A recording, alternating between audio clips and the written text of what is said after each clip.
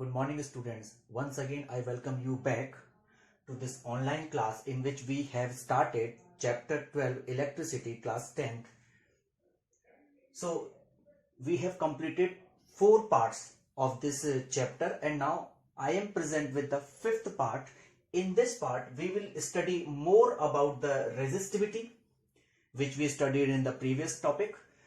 And we will also discuss what is the relation between resistivity and resistance and how they are affected by length, by area and by other factors.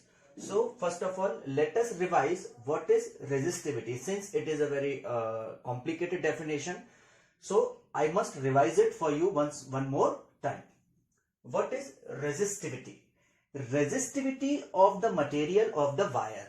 As I told you earlier, resistivity कभी भी wire की नहीं होती है, wire के material की होती है. So resistivity of the material, ये वर्ड जरूर आएगा. Resistivity of the material of a wire is equal to, ये किसके इक्वल होती है? Is equal to the resistance. It is equal to the resistance of such a wire. ऐसे wire के resistance के इक्वल होती है, जो पहली बात तो उसी मटेरियल से बना होना चाहिए, और दूसरी शर्त क्या है? ऐसा wire whose length and cross section area are unit, जिनकी लेंथ और जिनका क्रॉस सेक्शन एरिया कैसा हो? यूनिट होना चाहिए, मतलब एक होना चाहिए. आपको ये इक्वेशन अच्छी तरह याद होगी. R equal to rho L upon A. इस इक्वेशन में अगर मैं L और A इस क्रॉस सेक्शन एरिया उसको मैं 1 रख दूं, आप इस A को कैपिटल कर लीजिए. अगर मैं इस लेंथ और क्रॉस सेक्शन एरिया को यूनिट मान लूं, then what I get R equal to rho. And on the basis of these steps we have made this definition.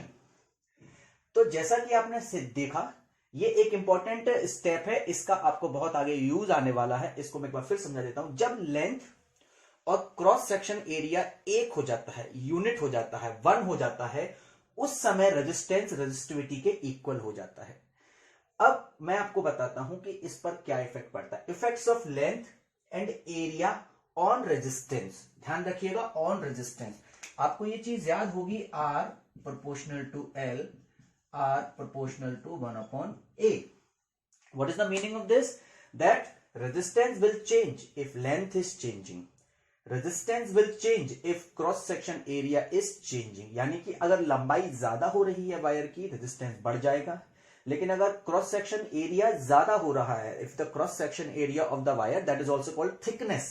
If the thickness of the wire is increasing, then resistance will certainly come down. Resistance क्या हो जाएगा? Come down होगा. That's why it is called inversely proportional relation and that is called directly proportional relation.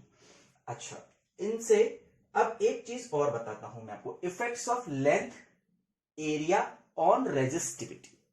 ध्यान दीजिएगा, resistivity की definition ही हमको ये बताती है कि जब लेंथ और क्रॉस सेक्शन एरिया 1 होते हैं, यूनिट होते हैं, इसका मतलब है हम इनकी वैल्यू चेंज नहीं कर सकते. ये कब डिफाइन करते हैं रेजिस्टिविटी?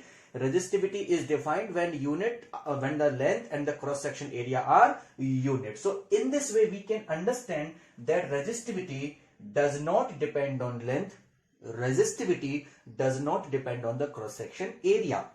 यानी कि आप तार कितना भी लंबा ले लें, उसकी रेजिस्टिविटी नहीं बदलेगी. तार आप कितना भी पतला या कितना भी मोटा ले लें, उसकी रेजिस्टिविटी नहीं बदलेगी. क्या बदलेगा? The quantity, the property that will change will be resistance. Resistance उसका चेंज हो जाएगा, because resistance depends on length, resistance depends on cross section area. Resistivity does not depend on these two factors. Then what are the 2 factors on which resistivity depends? The first factor is temperature and second factor is nature of material. ध्यान रखिएगा, resistivity केवल 2 चीजों पर depend करती है, एक तो temperature पर और दूसरा नेचर ऑफ मटेरियल पर. क्या मतलब है इसका? सुनिएगा. If I have taken a copper wire, and I have kept this in an AC room और इन strong heat or strong sunlight, then what will be the different? What will be the difference? The difference will be in the resistivity. क्या change आ जाएगा? Resistivity में change आ जाएगा क्योंकि temperature change हो रहा है. क्या चेंज हो रहा है? टेम्परेचर चेंज हो रहा है. पर क्या नेचर ऑफ मटेरियल में चेंज आया? क्या मैं कॉपर का वायर जो मैंने यहां रखा था धूप में ले जाने पर वो आयरन का हो गया? रहा तो वो कॉपर ही. इसका मतलब है नेचर ऑफ मटेरियल यहां चेंज नहीं हो रहा है. Only temperature is changing. Automatically resistivity of the material will be changed. And when resistivity changes, resistance also changes because आपने ये पढ़ा है R proportional to rho. यानी कि जैसे ही resistivity बढ़ेगी, resistance अपने आप बढ़ जाएगा. Let me clear you one thing very very importantly कि resistance और temperature का कोई direct relation नहीं है. Resistance और temperature का कोई direct relation नहीं है. इसका मतलब हम ये नहीं कह सकते कि टेम्परेचर बढ़ने पर रेजिस्टेंस बढ़ता है. But the actual thing is कि टेम्परेचर बढ़ने पर रेजिस्टिविटी बढ़ती है और रेजिस्टिविटी बढ़ने पर रेजिस्टेंस बढ़ता है. So there is an indirect relation between the resistance and temperature and there is a direct relation between the resistivity and temperature. I hope this is clear for you. In class 12th you will study more about this formula, the relation of the temperature and resistivity, and on the same concept there will also be one relation between the temperature and the resistance. अच्छा, अब इस पर question कैसे आते हैं? Let me explain these things. इस पर question conceptual based questions आते हैं जिन्हें हम high order thinking skill questions भी कह सकते हैं. For example, I have taken a wire. मैंने एक वायर लिया and I have stretched this wire. Suppose that wire is made of copper. That wire is made of copper. And I stretch this wire to increase its length. मैंने इस wire को stretch किया और इसकी length को क्या कर दिया? Increase कर दिया. Now my question will be, what will be changed? First option, resistance will be changed or not? You have to answer that. Resistivity will be changed or not?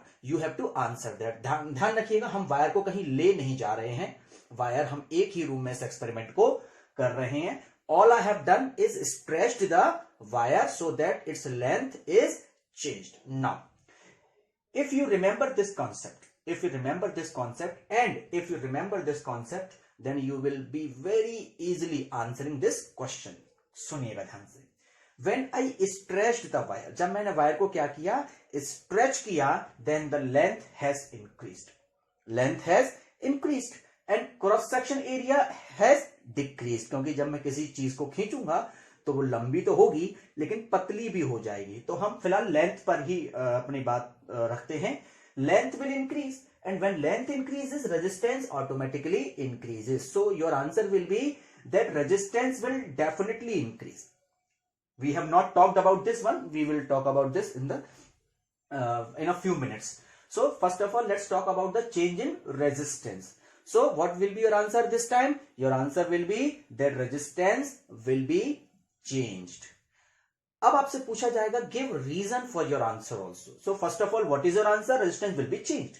You have to give the reason for this answer now. So your answer will be because when we stretch the wire, length is changing, and cross section area you can also write, but basically you have to stick on the length. So when we stretch the wire, length increases, and because of length increases, the resistance also increases. This will be your answer. Now we come to the resistivity. What happens when I stretch the wire? As you saw, resistance is increasing. But if I ask the same question for resistivity, what will be your answer? क्या resistivity change होगी? Now let me explain. Resistivity, as I told you, resistivity does not depend on length. Resistivity does not depend on cross section area. Means resistivity is going to remain same when you stretch the wire or when you compress the wire or when you are doing anything with the wire. केवल दो चीजें आपको उस wire के साथ नहीं करनी है, आपकी रेजिस्टिविटी सेम रहेगी. वो दो चीजें क्या हैं? पहली चीज, आपको उसको वायर को टेम्परेचर चेंज नहीं करना है. मींस उसको ठंडे से धूप में या धूप से ठंडे कमरे में नहीं लाना है, आपकी रेजिस्टिविटी चेंज रहेगी. और दूसरी बड़ी फनी सी चीज है जो आपको उसको वायर के साथ नहीं करना है, आपको वायर का मटेरियल चेंज नहीं करना है. यानी कि आपका वायर का कॉपर का है तो कॉपर का ही रखिएगा. अगर आपने वायर का मटेरियल चेंज कर दिया, then automatically resistivity will be changed because resistivity depends on the material. I hope it is clear. अब मेरा एक सवाल और सुनिएगा। I have another wire and that is also made of copper. ये मेरे पास एक कॉपर का वायर है। Now first of all, in the first step, this wire is in a room where air conditioned is going on, is running, and it has some resistance and it has some resistivity. Now I take this wire to on the roof where sun is brightly shining. So now what will be your answer in the two cases? Is the resistance going to change? First of all, we come to the resistivity. Is the resistivity going to change? In this case, you have not changed the material of wire. ध्यान रखिएगा, आपका copper का wire था, आप उसको लेकर कहां गए? आप उसको लेकर ऊपर गए, छत पर गए एसी वाले कमरे से। तो अब मुझे बताइए, क्या उसकी रेजिस्टिविटी चेंज होगी? क्या उसकी रेजिस्टिविटी चेंज होगी? डेफिनेटली उसकी रेजिस्टिविटी चेंज हो जाएगी। क्यों हो जाएगी? क्या इस वजह से होगी? इसका आंसर है नहीं। हम नेचर ऑफ मटेरियल तो चेंज कर ही नहीं रहे। The wire is made of copper. हम केवल उसको कहां ले जा रहे हैं? ठंडे कमरे से उसको गर्म वातावरण में ले जा रहे हैं। That means we are changing its temperature. हम क्या बदल रहे हैं? उसका टेम्परेचर बदल रहे हैं, और टेम्परेचर बदलने पर रेजिस्टिविटी बढ़ जाती है। I told you, when the temperature increases resistivity also increases. When temperature, this is the reason. आपसे पूछा जाएगा what is the reason for your answer. So first of all, what is your answer? Your answer is resistivity increases. What is your answer? Resistivity increases. Now what will be the reason for your answer? Resistivity increases because when temperature increases, resistivity also increases. You can also say like that resistivity is directly proportional to temperature. Resistivity is directly proportional to temperature. You can also write like this. Now if you have answered correctly about resistivity change, that is increasing, what will be your answer for resistance? आपका answer resistance के लिए क्या होगा? बताइए। जैसा कि मैंने आपको बताया कि टेम्परेचर और रेजिस्टेंस का कोई डायरेक्ट रिलेशन नहीं है, बट रेजिस्टिविटी और रेजिस्टेंस का डायरेक्ट रिलेशन है। अगर टेम्परेचर बढ़ाने पर रेजिस्टिविटी बढ़ रही है और रेजिस्टिविटी डायरेक्टली प्रोपोर्शनल है रेजिस्टेंस की, तो ऑटोमेटिकली रेजिस्टेंस भी बढ़ जाएगा। यानी कि टेम्परेचर बढ़ने पर रेजिस्टेंस इंक्रीज होता है, मैंने आपको पहले पढ़ाया है। So I hope both the answers are clear for you that what happens when resistance, what happens to the resistance and resistivity when a wire of copper is brought from AC room to scorching sunlight, then its resistance and resistivity both will increase. Okay, now one more question. Now in this case I have two wires, wire A, wire B. ये wire A है, ये wire B है। Wire A is made of copper and wire B is made of aluminium. ध्यान रखिएगा, ये wire A है, ये wire B है। वायर A कॉपर का बना है, वायर B एल्यूमिनियम का बना है। Both have same length and same cross section area. इन दोनों का क्रॉस सेक्शन एरिया मतलब मोटाई आप देख सकते हैं दोनों की बराबर है। इन दोनों की लेंथ भी आप देख सकते हैं दोनों की बराबर है। Now what is the difference between these two wires? इन दोनों वायर्स में बेसिक डिफरेंस क्या है? The basic difference is this, nature of material, and both are in the same room. That means the temperature is also same. Then what is the basic difference? The difference is nature of material. यानी कि इसका material copper है, इसका material aluminium है। Then you have to answer the same two questions. What will happen to the resistivity and what will happen to the resistance? क्या resistance और resistivity दोनों की different होगी? मैं आपको बता देता हूं। The resistivity of iron or copper is lower than the resistivity of aluminium. Actually, जो कॉपर है वो सेकंड नंबर की बेस्ट कंडक्टिंग मेटल है। First is silver, second is copper and third is aluminium. इसका मतलब है ये जो कॉपर है इसकी रेजिस्टिविटी कम होगी, एल्यूमिनियम की रेजिस्टिविटी थोड़ी सी ज्यादा होगी। इसका मतलब है दोनों की रेजिस्टिविटी में डिफरेंट है, बिल्कुल डिफरेंस है, क्योंकि दोनों का नेचर ऑफ मटेरियल डिफरेंट है। तो इसका आंसर देने में आपको कोई दिक्कत नहीं आएगी कि एक आयरन का है एक कॉपर का है, तो दोनों की रेजिस्टिविटी डिफरेंट होगी ही होगी। Now what will be your answer of resistance? It will also be different. It will also be different because R depends on L, both have same L, so the resistance will not be changed because of length because it is same. R proportional to 1 upon A, इन दोनों का cross section area भी same है, इसका मतलब resistance इनके cross section area पे depend नहीं करेगा। Then what is the factor on which resistance is depending, that is the nature of material. यानी कि रेजिस्टेंस किस पर डिपेंड कर रहा है, नेचर ऑफ मटेरियल पर डिपेंड कर रहा है। इसका मतलब है कि अगर दोनों का मटेरियल डिफरेंट है, दोनों का मटेरियल डिफरेंट है तो रेजिस्टेंस डिफरेंट होगा। अब किसका ज्यादा होगा, जिसका रेजिस्टिविटी ज्यादा है। The material which has a higher resistivity will also have higher resistance. तो in this case the copper has lower resistivity, the copper wire will have lower resistance, and aluminum wire has a higher resistivity, so aluminum wire will have higher resistance। तभी हम अपने जो domestic circuits होते हैं वो copper से बनाते हैं। ये कॉपर वायर महंगा आता है, क्यों आता है, क्योंकि इसकी रेजिस्टिविटी कम होती है और ये ज्यादा मात्रा में करंट को कंडक्ट कराता है। चलिए, इतना समझने के बाद अब हम आगे आते हैं। हमने ये दोनों चीजें अच्छे से पढ़ ली हैं। अब हम कुछ न्यूमेरिकल सॉल्व करेंगे जो कि इस फॉर्मूले पर होंगे, और मैं आपको कुछ फॉर्मूले इनसे बनाना सिखाऊंगा जो कि रिलेशंस या कंपैरिजन वाले न्यूमेरिकल्स कहलाते हैं। ये बहुत अच्छे होते हैं, इंपॉर्टेंट होते हैं, आपको आना चाहिए।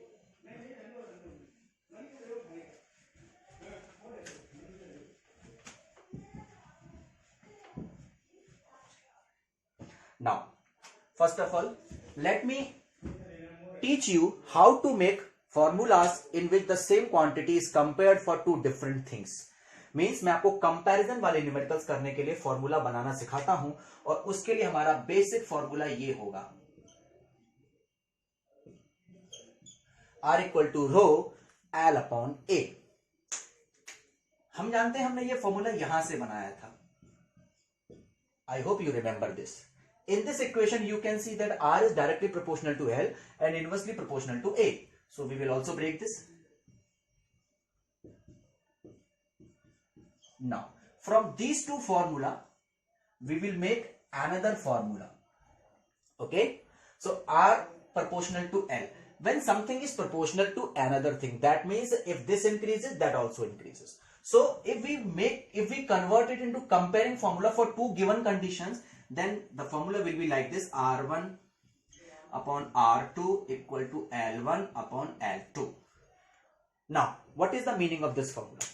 For example, this formula is going to be used in such conditions where I say that the resistance of a wire is 10 ohm. The resistance of a wire is 10 ohm. Now, I have doubled its length. Then what will be the new resistance? Then in this case, there are two conditions. And the resistance in the previous condition has been given. The length has not been given. We can take it as L1. And what has been given? The second length. The second length means changed length. That you have changed the length to the double of the previous length. And what is being asked here? इसमें आपको नया resistance पूछा जा रहा है। मतलब इसमें आपको हर चीज 1 और 2 में आपको मिलेगी।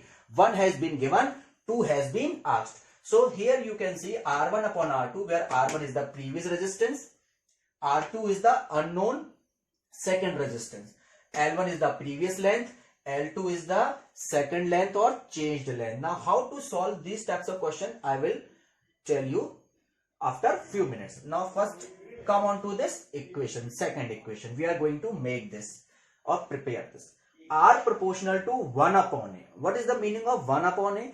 It implies that if cross section area increases, resistance decreases. Now, just be sure that when two quantities are in directly proportional, all the two ones will be on the numerator side. Means both 1 should be on the numerator side and both 2's should be on the denominator side. Means we cannot write like this: R1 upon R2 equal to L2 upon L1. That will be wrong, because that will ultimately show us the inversely proportional relation. Only in this case, if L1 increases, R1 increases, L2 increases, R2 increases. Now what will happen in this case? Just see, R1 upon R2 equal to, this is a shortcut trick, I will also tell you how to do it. R1 upon R2 equal to A2 upon A1. Now what is the difference in these two equations, this one and that one? Let me explain. This is directly proportional relation, and in this case, one quantities are on the same side, means on the numerator side, and two quantities R2 or L2 should be on the denominator side, and in this case R1 will be in front of A2 and R2 will be in front of A1. This is showing the inverse relation. What is it showing? Inverse relation. Now many of the students must be thinking how this happens. ये कैसे होता है? तो let me explain. आप सभी maths पढ़ते हैं, आपको ये बहुत इजीली आ जाएगा. R proportional to 1/A. यानी कि अगर मैं इसको ऐसे करूं, R1/R2 इक्वल टू, ये हमारा अपॉन है 1/A, तो 1/A1/1/A2. क्या ये इस तरह से नहीं होगा? अगर मैं इसको डिटेल में आपको पूरा समझाऊं तो ये 1/A1/1/A2 होगा, बिकॉज ये R1 1/A1 के लिए है और ये इसके लिए है. तो आप देख सकते हैं ये इस इक्वेशन को फॉलो कर रहा है. R1/R2 equal to, this will be going upside, so A2, and this will be going downside. So ultimately we will get this equation. So I hope how this equation comes, it is clear to you. So these are two very important equations which you can use to solve the numericals in which two conditions are given for the same thing. Now let us solve some numericals, because many students don't know how to treat L1 and L2 and R1. So let me explain. Suppose a wire has 50 ohm resistance. Its length is triple. Calculate its new resistance. Suppose this numerical has been given and we have to solve it. How can we solve it? A very easy method. First of all, we will try to solve it orally, and we will, after that we will try to solve it mathematically on board, and we will match whether both answers have come same or not. A wire has 50 ohm resistance, यानी कि इसका initial resistance कितना है? 50 ohm है. कितना है? 50 ohm है. And its length is triple. Triple means इसकी लेंथ को 3 गुना कर दिया, 3 टाइम्स मैंने क्या कर दिया? इंक्रीज कर दिया. अब आपको मेरे कंसेप्ट याद होंगे, मैंने बताया था कि R होता है प्रोपोर्शनल टू L. क्या होता है? R proportional to L. What is the meaning of this? कि जितना L बढ़ेगा R उतना बढ़ेगा. It means by how many times L is increasing, in the same number of times R will be increased, because both are directly proportional. इसका मतलब है जितना L बढ़ेगा उतना R बढ़ जाएगा, इंक्रीज हो जाएगा. तो अब बताइए मुझे, लेंथ कितने टाइम्स हुई है? 3 टाइम्स. तो रेजिस्टेंस भी कितने टाइम्स हो जाएगा? 3 times. Then what is the 3 times of 50?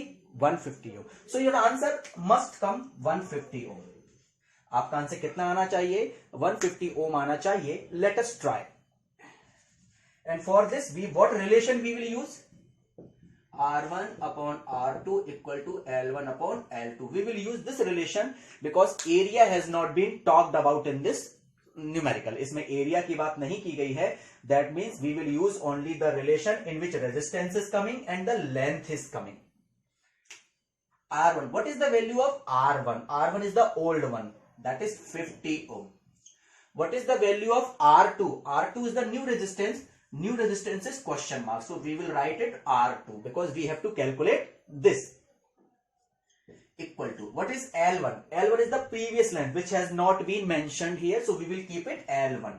The quantities which have not been given in the numerical, just keep them as 1, as the original one. What is the L2? Be careful. Here most of the students fumble.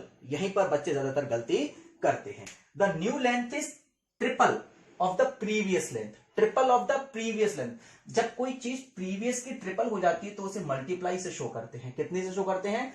Multiply से show करते हैं. तो second जो length होगी वो L1 की 3 गुना है, तो L1 into 3 होगा. What is the second length? L2. Then L2 will be written as L1 into 3. L1 into 3 क्यों किया? क्योंकि ट्रिपल है. ट्रिपल किसकी है? पुरानी वाली लेंथ की ट्रिपल है. And what is the old length? L1. और उसका ट्रिपल करने के लिए क्या करना पड़ेगा, मल्टीप्लाई 3 से करना पड़ेगा। तो अगर आपको ये समझ में आ गया है तो आप ये भी समझ गए होंगे कि अगर मैं इसको 3 टाइम्स रिड्यूस करूंगा, क्या करूंगा, 3 टाइम रिड्यूस करूंगा तो L1 डिवाइडेड बाय 3 आएगा, जो हम अगले न्यूमेरिकल्स में करेंगे। तो जब भी कोई चीज बढ़ती है तो मल्टीप्लाई से शो होगी, और जब भी कोई चीज रिड्यूस होती है by how so many number of times, it will be divided by that number of times. And if a quantity is increased by how so many number of times, it will be multiplied in the previous quantity. Now what will be the value of L2? It will be L1 into 3. I hope now it is clear, because it was L2.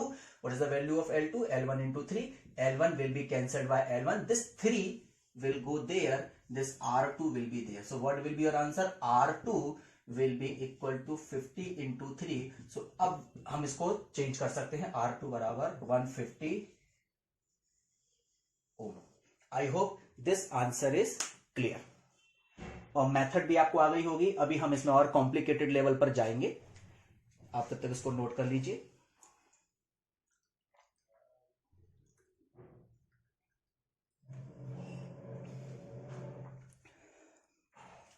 Now we move on to the second type of numerical.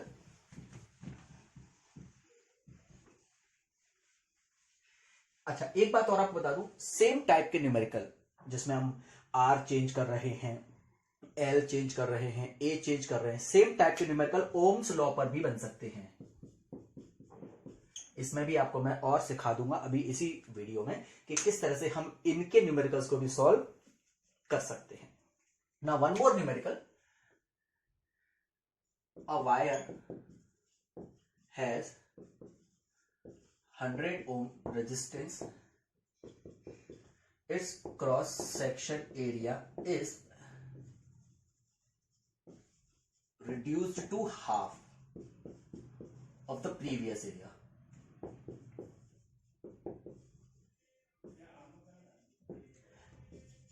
Calculate its new resistance. ये सवाल जो होते हैं, इस तरह के numericals होते हैं, ये ओरल सॉल्व हो जाते हैं, ओरली ही सॉल्व हो जाते हैं। केवल और केवल आपको कंसेप्ट को अच्छे से लगाना होता है, इसके अलावा कुछ नहीं करना होता है। तो सुनिएगा इसमें कैसे अपन इसको सॉल्व कर सकते हैं। अब इसमें देखिए, इसमें रेजिस्टेंस का रिलेशन है और एरिया का रिलेशन है। आपको बहुत अच्छे से पता है R प्रोपोर्शनल टू 1/A होता है।